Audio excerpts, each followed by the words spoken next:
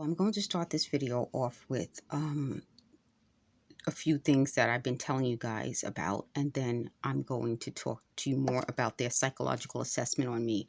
So what I'm going to do is make the video short so that it loads faster and it doesn't give them time to talk too much in the background. I'm going to give you an update. I told you I had the conditioner in my hair. I wanted to show you. I left it in and I applied more. I didn't use any castor oil. And then I did like twists and left it in. So I wanted to show you some of the texture. So that I wanted to tell you about. I'll give you an update on that. I also wanted to tell you that they always write scripts of what they think I'll say. So they said I usually start with so. A lot of people say that also. So that's that. So now let me go to their psychological assessment that they did on me.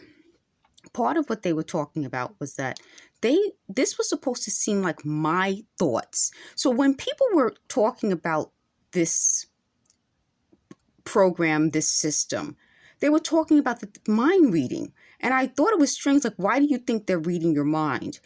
As this channel and the videos were loading, I started to tell you more about why that trick worked. The mind reading trick worked because they do psychological assessments on people and they use people close to those victims to get information about them. And then they put it in a computer and a computer can generate things. We already know that's happening because it's happening throughout other industries. So think of humans as an industry. We are a business.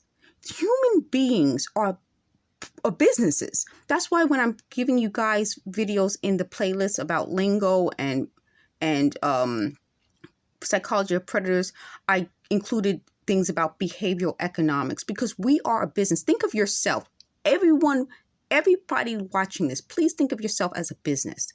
And when you are being exploited, you're being exploited for money. So you as an individual generate money for other people, but you also generate money for yourself. So think of yourself as a business. If you're being attacked, it's like a business being attacked. Businesses protect themselves. We should also think of ourselves as businesses and protect ourselves from this attack.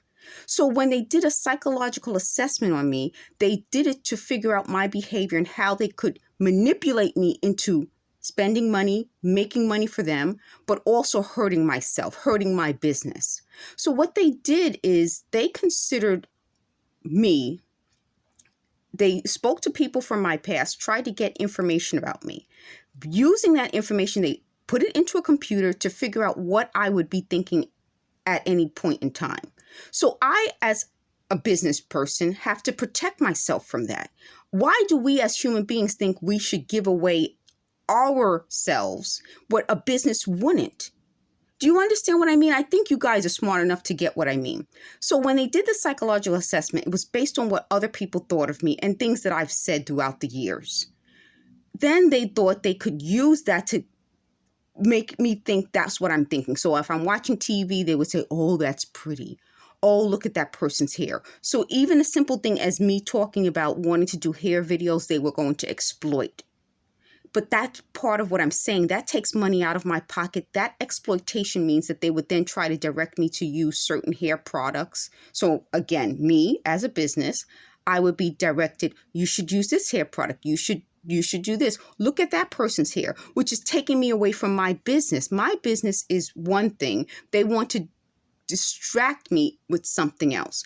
The other part of the psychological assessment on human beings is that if our behavior can make money for someone else and they can predict that behavior, they can also change that behavior. So that's an important thing.